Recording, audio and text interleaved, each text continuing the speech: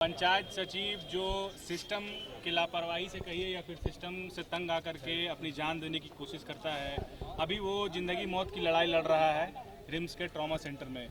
क्या हालत है अभी उसकी और क्या कुछ जो है आप देख पा रहे हैं? देखिए, सिचुएशन काफ़ी गंभीर है, क्रिटिकल कंडीशन में है, लेकिन जब तक सांसें हैं तब तक आस है, और सांसें हैं यानी संघर्ष है। और निसंदेह हम प्रार्थना करते हैं कि कोई अनहोनी ना हो और वो स्वस्थ हों। हालांकि डॉक्टर ने बताया कि सिचुएशन जो है काफ़ी मतलब गंभीर है, और ये कहीं ना कहीं सिस्टम की लापरवाही है और बिल्कुल संवेदनहीनता भी है। विशेषकर वीडियो महोदया जो वहाँ की है, उनकी संवेदनहीनता है।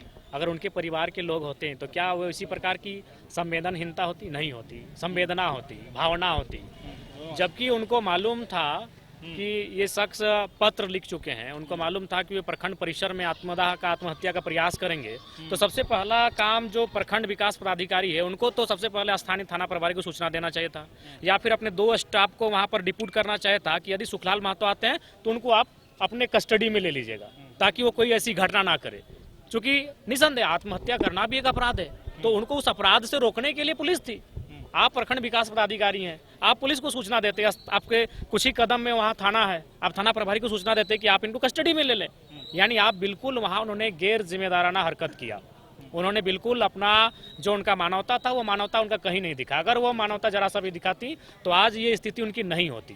बिल्कुल, जब चूंकि वो सूचना दे के आत्महत्या करने जा रहा है, अगर मान के चलिए कोई व्यक्ति कल को अगर विधायक के आवास में अगर आत्महत्या करने आ रहा है, तो जाहिर सी बात है अपने समर्थकों को कहेंगे कि वो मेरे आवास तक ना पहुंचे, क्योंकि अगर वहां अनहोनी होगी तो हमको सवाल का जवाब देना होगा। हम तो पहला प्रयास करेंगे वहां तो वो पहुंचे ही ना। अगर वो दिखे तो उसको पकड़ के हम शांतिपूर्ण तरीके से कहीं बैठाएंगे, क्योंकि इंसान का माइंड एक पल के लिए डिस्टर्ब हो सकता है, हो सके 2-4 घंटे के बाद वो फिर जिंदगी के बारे में सोच लेता। उसको कुछ देर अगर हम पकड़ के बैठा लेते तो बिल्कुल ये चीजें वहां नहीं दिखी।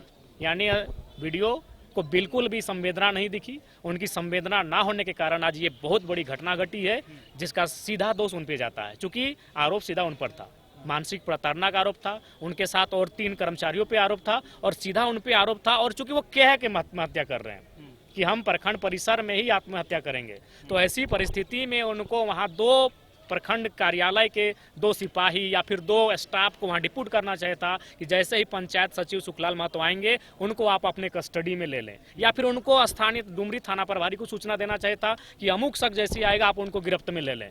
4 घंटा बैठा के रखते, 4 घंटा के बाद जाहिर सी बात है उनके दिमाग में परिवर्तन होता, लेकिन ये चीजें वहां नहीं दिखी। इसका मतलब ये स्पष्ट है कि जो लोग सरकारी पदों पर है, जिन लोगों पर इस राज्य को, इस देश को संवारने का जिम्मा है, वे लोग भी बिल्कुल घोर असंवेदनशील हो चुके हैं। ऐसी नौबत क्यों आई जयराम जी, क्या लगता है? देखिए, निसंदेह आज जिस प्रकार से ये किसी एक ब्लॉक का नहीं है, झारखंड के लगभग हर एक ब्लॉक का विषय है कि आज ब्लॉक में जो है जिस प्रकार की व्यवस्था है। कुछ दिन पहले ही आपके गिरिडीह जिला में ही एक ब्लॉक में सीधे पथराव ही हुआ था, बीडीओ और सीओ की गाड़ी पे खूब जोरदार तोड़फोड़ हुआ था, जनता ने ये किया था।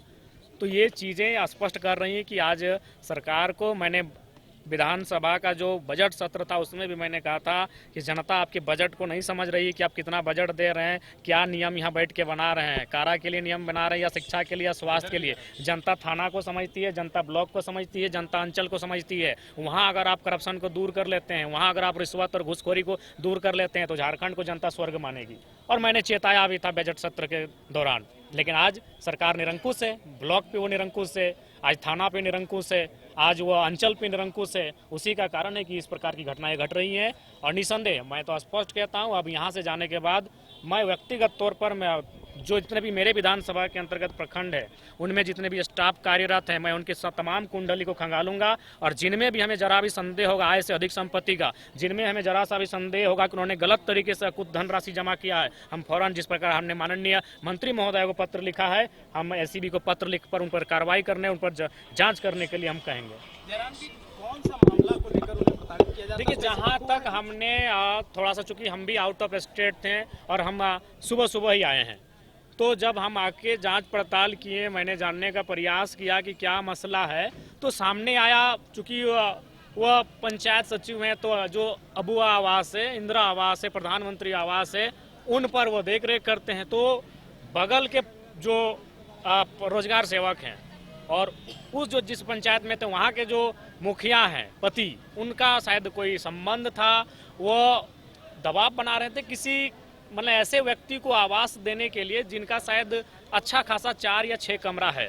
तो ये बुजुर्ग आदमी लोग थोड़ा सा पैसे लोभ का लालच बहुत कम करते हैं। इन्होंने स्पष्ट कह दिया कि ये प्रोटोकॉल का उल्लंघन है, उनका अच्छा खासा इनकम होता है, उनके पास ऑलरेडी पहले से आवास है। इस तरह के मामले आए और चूंकि एक मामला सामने जो आ रहा है ये आ रहा है कि वहाँ पर मतलब प्रखंड के लोग जो डाटा ऑपरेटर अपना बैठा के रखे हैं, बीडीओ सीईओ, उन लोग क्या करता है कि इनडायरेक्ट रूप से एक उगाही करने का वो लोग काम करते हैं।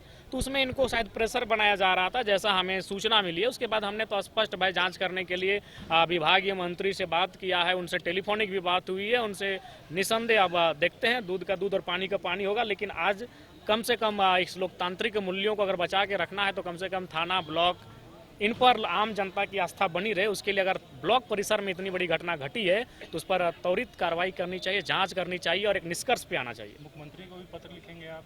नहीं, देखेंगे, जब इनसे नहीं होगा तो निसंदेह लिखेंगे। चूंकि ये ब्लॉक का मामला है, ब्लॉक ग्रामीण विकास का मामला है, तो मैंने ग्रामीण विकास विभाग की जो मंत्री हैं हमारी दीदी दीपेश सिंह पांडे जी को मैंने रात के लगभग 2:30 से 3 बजे के बीच पत्र लिखा है। मैंने रास्ते में ही पत्र को लिखा है।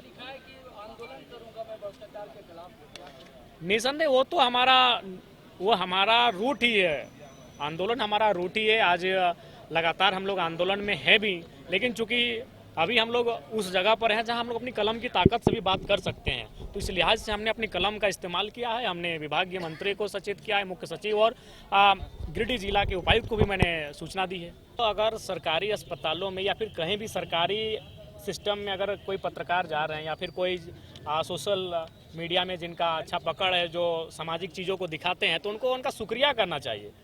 सरकार को अपने आलोचकों का शुक्रिया करना चाहिए कि वो आलोचक उनकी आलोचनाएं वहाँ करती हैं जहाँ खामियां हैं, और उनको उनकी खामियों को दुरुस्त करना चाहिए। तो मैं तो बार बार कहता हूँ, आलोचक आपके सबसे बड़े मित्र हैं।